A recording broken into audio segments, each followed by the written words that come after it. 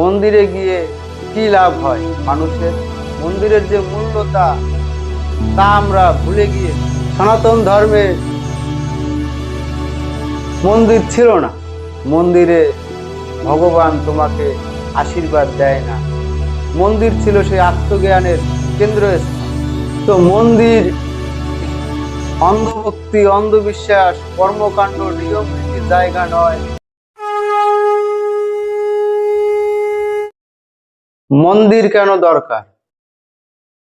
আমাদের সমাজে যেমন স্কুল, কলেজ, হসপিটাল, শিল্প কারখানা দরকার, ঠিক তেমনি মন্দিরও দরকার। ছেলেমেয়েরা স্কুলে যায় শিক্ষা গ্রহণ করতে, হসপিটালে লোকজন যায় চিকিৎসা করাতে, এবং অর্থ উপার্জনের জন্য শিল্প কারখানা, অফিস আদালতে মানুষ যায়। তো মন্দিরে যায় কেন? মন্দিরে গিয়ে কি লাভ হয় মানুষের? কিন্তু বাস্তবতা হলো যে মন্দিরও দরকার, মন্দিরে যাওয়ারও প্রয়োজনীয়তা আছে। কিন্তু আমরা মন্দিরে কেন যাই? মন্দির কেন দরকার? মন্দিরের যে মূল প্রয়োজনীয়তা, মন্দিরের যে মূল্যতা তা আমরা ভুলে গিয়েছি, আমরা জানি না। প্রাচীন ভারতে সনাতন ধর্মে মন্দির ছিল না। তখনকার মানুষ জন ভগবানের পূজা পাঠ করত, ভক্তি করত খোলা আকাশের নিচে, গাছের নিচে। সেখানে বসে ধ্যান জ্ঞান অর্জন করেছেন, আত্মজ্ঞানকে অর্জন করেছেন। তো তখন তো মন্দির ছিল না। প্রাচীন ভারতের খ্রিস্টপূর্ব চতুর্থ ও ষষ্ঠ খ্রিস্টাব্দে পাকাপাকিভাবে মন্দির বানানো শুরু হয়। গুপ্ত সাম্রাজ্যের সময় পাকাপাকিভাবে মন্দির নির্মাণ করার কাজ শুরু হয়, তখন দিয়ে এই মন্দির স্থাপিত করা হয়। গুপ্ত সাম্রাজ্যের আগে মন্দির ছিল না। গুপ্ত গুপ্ত সাম্রাজ্যের সময় এই মন্দির বানানো শুরু হয়। তো এই মন্দিরের মূল্যতা ছিল, এই মন্দিরের দরকার ছিল আত্মজ্ঞানকে অর্জন করার জন্য। সেই প্রাচীন ভারতের মন্দিরে আত্মজ্ঞানের জন্য মানুষজন যেত, সত্য ব্রহ্ম জ্ঞানকে জানার জন্য মানুষজন মন্দিরে যেত। মন্দির ছিল আত্মজ্ঞানের কেন্দ্রস্থল। তখনকার সময়ে মন্দিরে গিয়ে মানুষ ধ্যানের মধ্য দিয়ে সেই সত্য জ্ঞানকে জানার চেষ্টা করতেন। দুঃখ থেকে মুক্তি পাওয়ার জন্য, আত্মজ্ঞান অর্জন করার জন্য মন্দিরে যেতেন। মন্দিরে সেই আত্মজ্ঞানের শিক্ষা দেওয়া হতো। মন্দির ছিল সেই প্রাচীন ভারতে সামাজিক ঐক্যবদ্ধের কেন্দ্রস্থল। সমাজের ভালো কিছু কাজ করার জন্য এই মন্দিরে সমাজের লোকজন জড়ো হতেন। এখান থেকে সেই ভালো কাজকর্মের দিক নির্দেশনা দেওয়া হতো। তো মন্দিরের মূল্যতা ছিল এই, যে সমাজের সেবা করা, সমাজকে একত্রিত রাখা, সমাজের উপকারে আসা, তার যে মার্গদর্শন, দিক নির্দেশনা, তাই মন্দিরের কেন্দ্র থেকে দেওয়া হতো। এখন এই বর্তমান সময়ে মন্দিরের যে মূল প্রয়োজনীয়তা তা মানুষ জানেই না, তা হারিয়ে ফেলেছে। মানুষ জানারও চেষ্টা করছে না।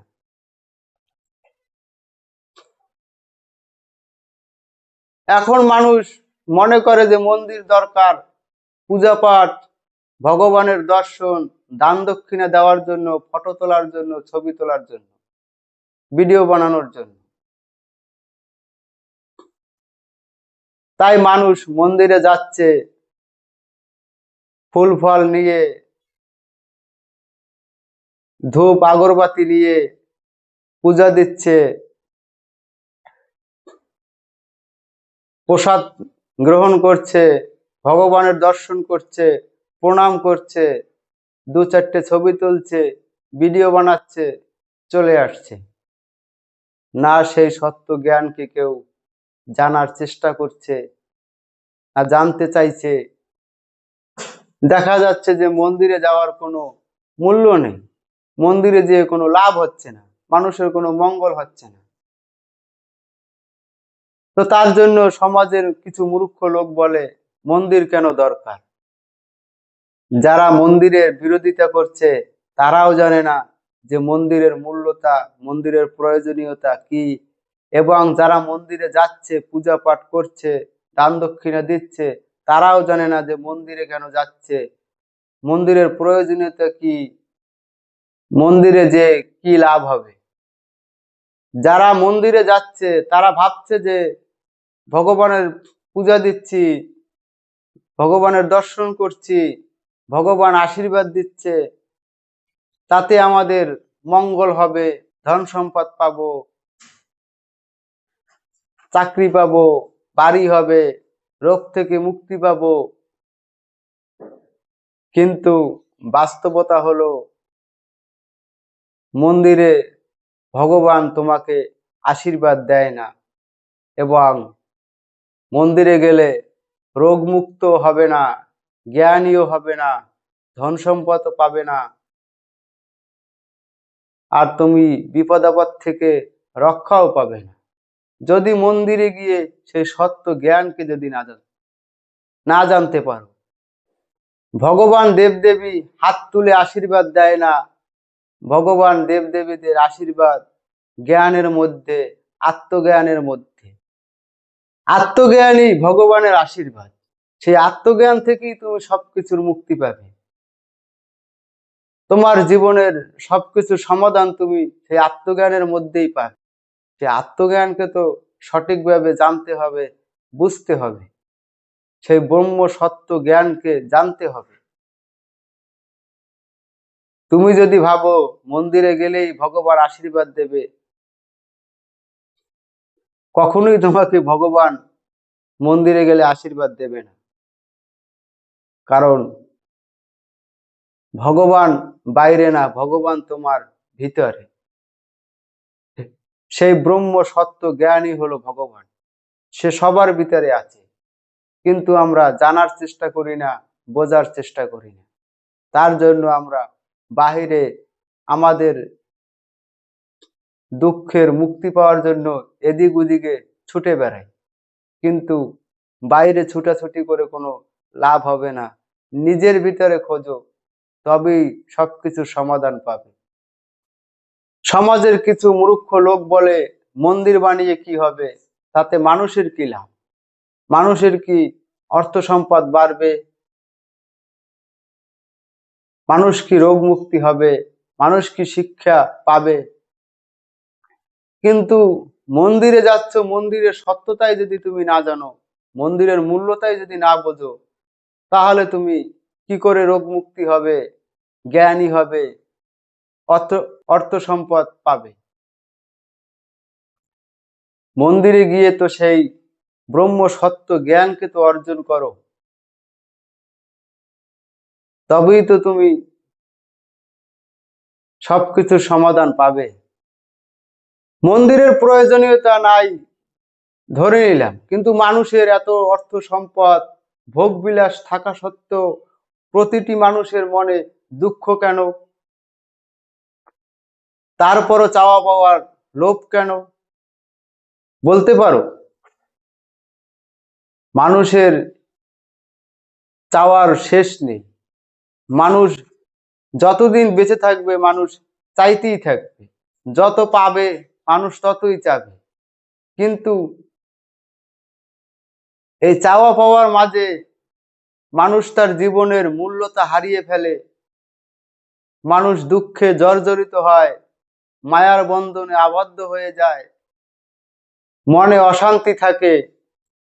তো সেই সবকিছুর থেকে মুক্তি পাওয়ার জন্য আত্মজ্ঞান দরকার। সেই আত্মজ্ঞানের কেন্দ্রস্থল ছিল মন্দির। প্রাচীন ভারতে মনের শান্তির জন্য আত্মজ্ঞান দরকার, সেই আত্মজ্ঞানের জন্য মন্দির দরকার। মন্দির ছিল সেই আত্মজ্ঞানের কেন্দ্রস্থল, যেখানে ধ্যান, শিক্ষা, আত্মজ্ঞান অর্জন করার শিক্ষা দেওয়া হতো। মানুষকে মানুষের চাওয়া পাওয়া থেকে মুক্তি পাওয়ার, দুঃখ থেকে মুক্তি পাওয়ার কেন্দ্রস্থল ছিল এই মন্দির।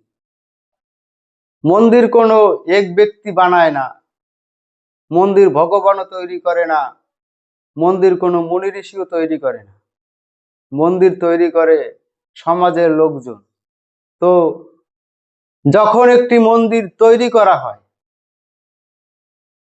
তো সেই মন্দির থেকে সমাজের লোকজনের লাভ হয় না?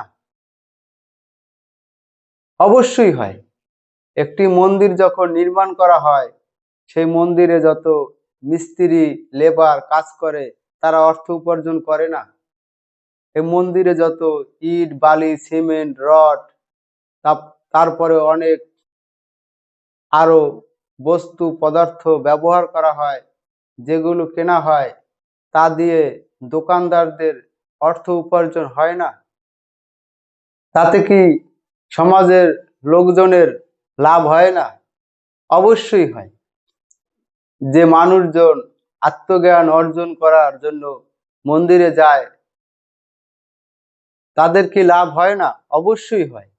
এখন যদি তুমি মন্দিরকে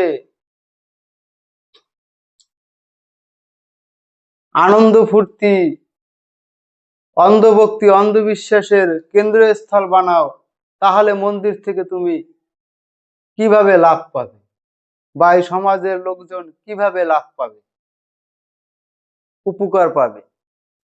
তো মন্দির অন্ধভক্তি, অন্ধবিশ্বাস, কর্মকাণ্ড, নিয়ম রীতির জায়গা নয়। মন্দির হলো আত্মজ্ঞানের জায়গা, শিক্ষা গ্রহণের জায়গা। মন্দির হলো মুক্তির জায়গা, মোক্ষ প্রাপ্তির জায়গা। সে ব্রহ্ম সত্য জ্ঞানকে জানা। কিন্তু না, যারা মন্দিরে যায় তারা জানে মন্দিরের প্রয়োজনীয়তা, না যারা মন্দির নিয়ে প্রশ্ন করে তারা জানে মন্দিরের প্রয়োজনীয়তা।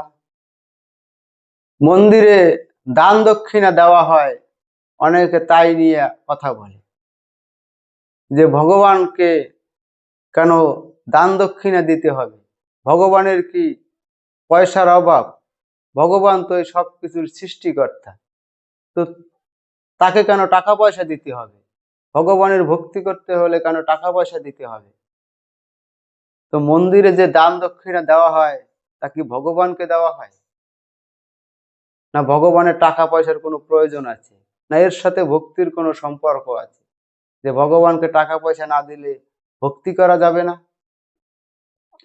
মন্দিরে দান দক্ষিণা দেওয়া হয় মন্দিরের পরিচালনা করার জন্য, মন্দির রক্ষণাবেক্ষণের জন্য দান দক্ষিণা দেওয়া হয়।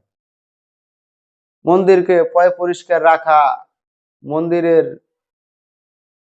সংস্করণ, মন্দিরে যে ভক্তরা যাচ্ছে তাদেরকে প্রসাদ বিতরণ, কারেন্ট বিল, এরকম বিভিন্ন ধরনের মন্দিরে যে টুকিটাকি খরচ হয়, তার জন্য মন্দিরে দান দক্ষিণা দেওয়া হয়।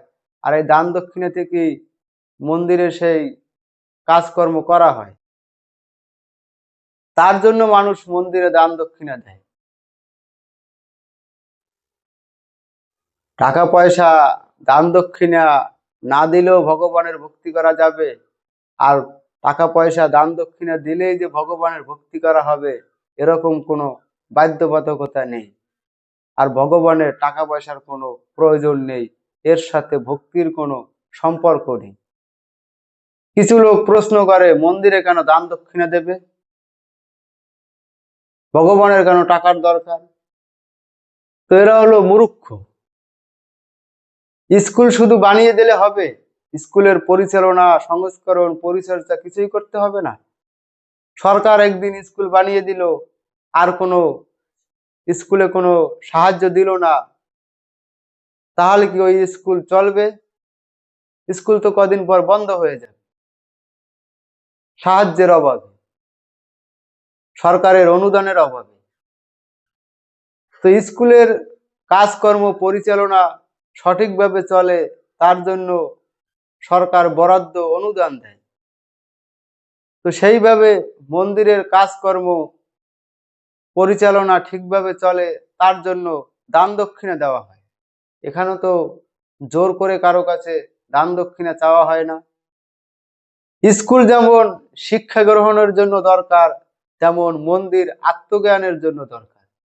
কিন্তু এখন যদি মন্দিরকে তুমি অন্ধভক্তি, অন্ধবিশ্বাস, পূজা পাঠ, কর্মকাণ্ড, নিয়ম রীতি, ছবি তোলার জায়গা বানাও, সে দোষ তো আর মন্দিরের না, ভগবানের না, সে দোষ তো এই সমাজের লোকজনের। আর মন্দির যদি অন্ধভক্তি, অন্ধবিশ্বাস, পূজা পাঠ, কর্মকাণ্ড, নিয়ম রীতির জায়গা হয়, সেই মন্দির থেকে সমাজের কোনো লাভ হবে না এবং সমাজের লোকজনের কোনো উপকারও হবে না। মন্দিরকে যদি ধ্যানের জায়গা, মনের শান্তির জায়গা, আত্মজ্ঞানের জায়গা বানাও, মন্দিরে যদি সত্য জ্ঞানের জন্য যাও, তাহলে মন্দির থেকে তুমি অনেক লাভ পাবে, সমাজের লাভ হবে, সমাজের উপকার হবে। মন্দির কেন দরকার তার মূল সত্য তো জানো, তারপরে মন্দিরে যাও, তারপরে মন্দির নিয়ে কথা বলো। মন্দিরে গিয়ে দান দক্ষিণার নামে যে গঙ্গায় পয়সা ফেলা হয়, পুকুরে পয়সা ফেলা হয়, নদীতে পয়সা ফেলা হয়, তা একদমই উচিত না এবং ঠিক না। এ হলো অন্ধভক্তি, অন্ধবিশ্বাস। নদীতে, পুকুরে, গঙ্গায় যদি তুমি পয়সা ফেলো, তাতে লাভ কি? কোন ভক্তির পরিচয় দিচ্ছ?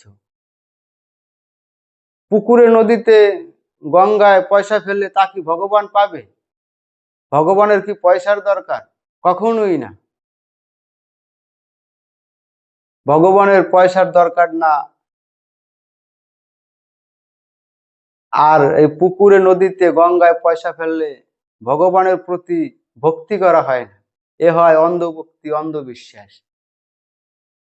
আর এতে না তোমার কোনো লাভ হয়, না ভগবানের কোনো লাভ হয়, না মন্দিরের কোনো লাভ হয়। বরঞ্চ যে পয়সা তুমি গঙ্গায়, নদীতে, পুকুরে ফেলে দিচ্ছ, তাতে আমাদের দেশের অর্থনীতিতে প্রভাব পড়ে। কারণ সরকারের হিসাব অনুযায়ী এই পয়সাগুলো, এক একটি পয়সা হারিয়ে যাওয়া,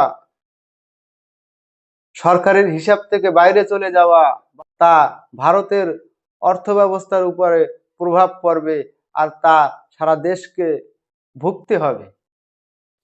তো ভক্তির নামে, ভগবানের নামে পুকুরে, নদীতে, গঙ্গায় কখনো পয়সা ফেলা উচিত না।